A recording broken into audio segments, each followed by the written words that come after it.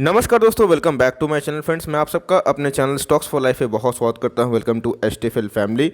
तो गाइस, कुछ दिन पहले की बात की जाए तो लोरस लैब बहुत ही हॉट स्टॉक बन चुका था। यस, जिस हिसाब से अभी फ्यूचर रिटेल सबके जवाब पे है, उस समय सिर्फ और सिर्फ लोरस लैब था, क्योंकि फ्रेंड्स हमें हाल ही में इनके स्प्लिट देखने को मिले थे और दोस्तों इसीलिए हमें लोरस लैब में बहुत ज़्यादा तेज़ी देखने को मिली थी। उसके बाद एक गिरावट सडन हम लोग को देखने को मिला। गिरावट बहुत ही ट्रिमेंडस हो रहा था, फॉलिंग नाइफ की तरह गिर रहा था। उस समय दोस्तों मैंने आपको बोला भी था कि पहले स्टॉक को कूल डाउन होने दीजिए और उसके बाद स्टॉक को स्टेबल होने दीजिए, एक साइडवेज में जाएगा और एक अल्टीमेट रेजिस्टेंस वो सामना कर सकता है, जो मैंने 292 और 295 का टारगेट दिया था।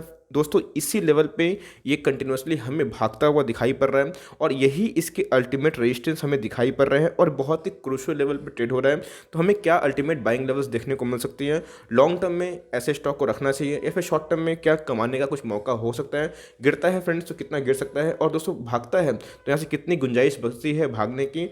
पूरी चीज़ दोस्तों इसी वीडियो में होगी। मैंने बोला भी था कि आप सबसे मैं डिस्कस करूंगा जब रेजिस्टेंस बहुत बार खाने लगेगा और एक स्टेबल जोन में आएगा। तो फ्रेंड्स मुझे लग रहा है कि अब थोड़ा सा ये धीरे धीरे स्टेबल जोन पे आ रहा है। अब यहाँ से क्या फर्दर इसमें गिरावट होगी या फिर भागेगा, क्योंकि मैंने एक दिन पहले एक पोल कनेक्ट करी थी जहाँ पे 30% लोगों का इस पोल में वोट था कि लोरस लैब पे वीडियो चाहिए। तो फ्रेंड्स मैं आपके साथ लोरस लैब का वीडियो लेके आया हूँ और शेयर कर रहा हूँ, लेकिन मैं आपको इनकरेज करूँगा कि मेरे कम्युनिटी पोस्ट में ज़रूर विजिट करिए, बिकॉज मैं उसमें बहुत सारे कॉल्स भी फ्री ऑफ कॉस्ट शेयर करता रहता हूँ और वो दोस्तों आपके काम की हो सकती है। चैनल फर्स्ट टाइम में सब्सक्राइब कर सकते हैं इस तरह के दिग्गज वीडियो सबसे पहले एक्सेस करने के लिए। Without delaying for time, let's begin.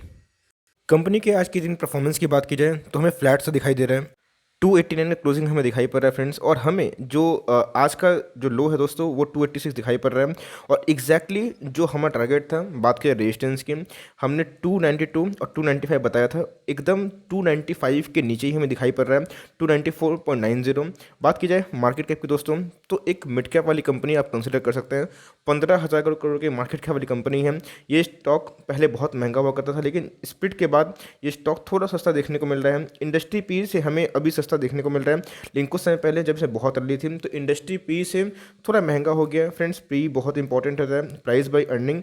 अगर प्राइस बढ़ता है तो उस हिसाब से अर्निंग भी बढ़ना चाहेंगे, वरना हमें एक हाई पी वाला स्टॉक देखने को मिलता है। बट उस हिसाब से कंपनी के प्रॉफिट सही थे, तो इसीलिए हमें थोड़ा सा प्राइस टू अर्निंग में ड्रॉप देखने को मिल रहा है, वरना पहले ये बहुत ही महंगा स्टॉक हो चुका था। डिलीवरीज आज के दिन हमें ठीक ठाक दिखाई पड़ रहे हैं, जो अप्रॉक्स 57 के लगभग हमें दिखाई दे रहे हैं। कंपनी के शेयर होल्डिंग मैनेजमेंट की बात की जाए तो मेजोरिटी ऑफ द जो स्टेक है वो हमें प्रोमोटर्स के बाद डीआईएस को देखने को मिल रहे हैं, और एफआईआईएस के पास भी एक अच्छा हेल्दी स्टेक है। लेकिन सबसे इंपॉर्टेंट चीज़ हमें रिटेल पार्टिसिपेंट भी इसमें बहुत ही हेल्थ दिखाई पड़ रहा है, जो अप्रॉक्स 20% के लगभग है।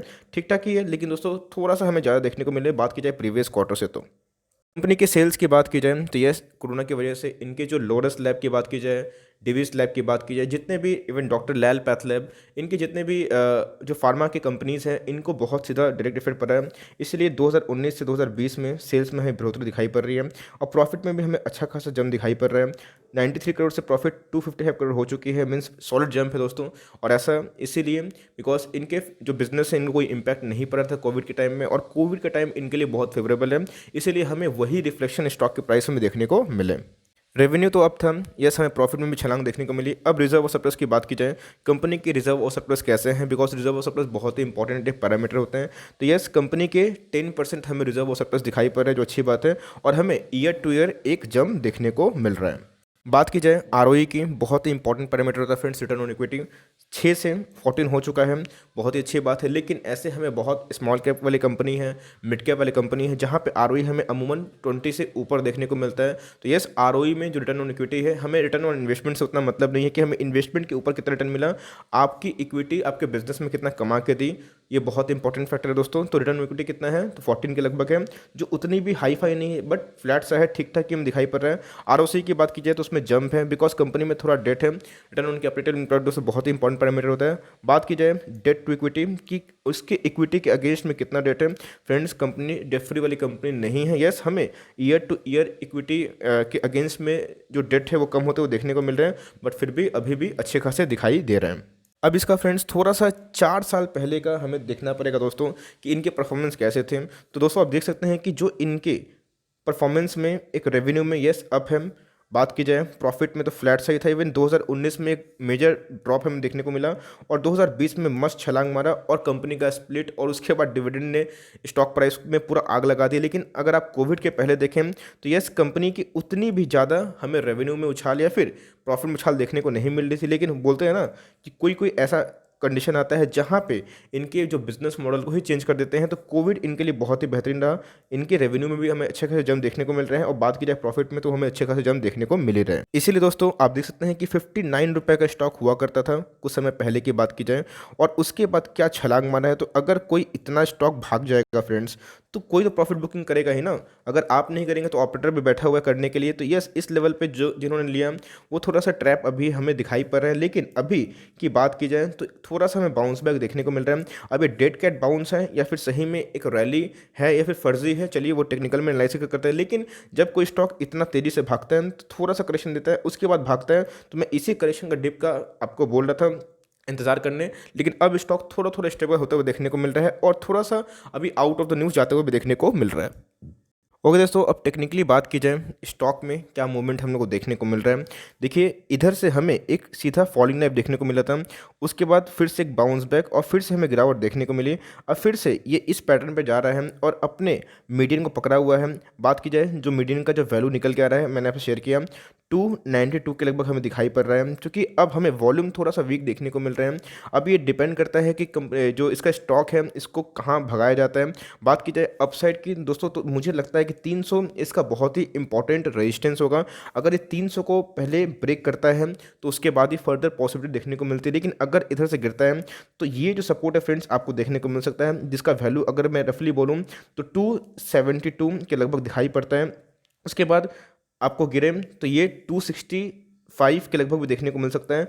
तो यस, स्टॉक में ऐसा मैं क्यों बोल रहा हूँ, तो यस आप देख सकते हैं कि जो वॉल्यूम है वो हमें डिक्लाइन होते हुए देखने को मिल रहा है। इसका मतलब कोई ज़्यादा बाइंग या फिर सेलिंग हेविली नहीं हो रही है, जो पिछले कुछ दिनों से बहुत ज़्यादा हो रही थी। और इसीलिए हमें ये जो स्टॉक प्राइस है इधर पे स्ट्रगल करता हुआ देखने को मिल रहा था। ये बड़े बड़े कैंडल बन रहे थे दोस्तों। ये क्यों बन रहे थे? बिकॉज जो स्टॉक है इसमें हेवी सेलिंग कोई कर रहा था, और हेवी सेलिंग कोई बड़े इंस्टीट्यूशन भी कर सकते हैं, कोई बड़े प्रोमोटर भी, कोई भी कर सकता है फ्रेंड्स। तो हम देख सकते हैं कि हमें एक अभी वॉल्यूम में डिक्लाइन देखने को मिल रहा है। तो फर्दर जो पॉसिबिलिटीज़ हैं अब जाने की थोड़ी संभावना कम है। अगर जाता भी है तो थोड़ा स्टॉक को स्टेबल होने दीजिए दोस्तों। 300 का सपोर्ट जब वो लेना शुरू करें और 2-3 जो 300 के ऊपर ट्रेड होना वो शुरू करें, तो आप चाहें तो इसमें फर्दर पोजिशन बना सकते हैं with tight stop loss of 300।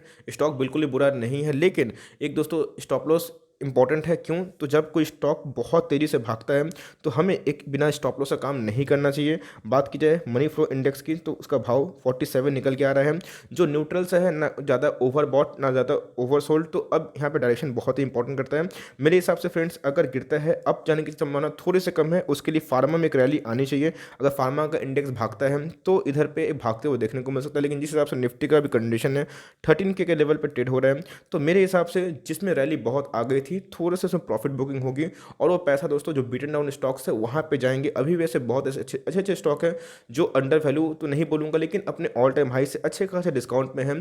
तो अच्छे अच्छे जगह से जहाँ पे रैली बहुत आ गई है उधर से प्रॉफिट निकलेंगे और हमें थोड़े थोड़े बीटन डाउन स्टॉक में जाते हुए देखने को मिल सकते हैं। तो फ्रेंड्स, अगर आपको फ्रेश बाइंग करनी है तो थोड़ा इंतजार कर सकते हैं। इसकी फ्रेश बाइंग के बेस्ट लेवल की बात बताऊं, मैं किस लेवल के अगर मेरे पास आए तो मैं बाइंग का सोच सकता हूं। बिलो 265 दोस्तों आपको एमओएस मिलेगा, तो आप चाहे तो इस स्टॉक को लॉन्ग टर्म के निवेश कर सकते हैं।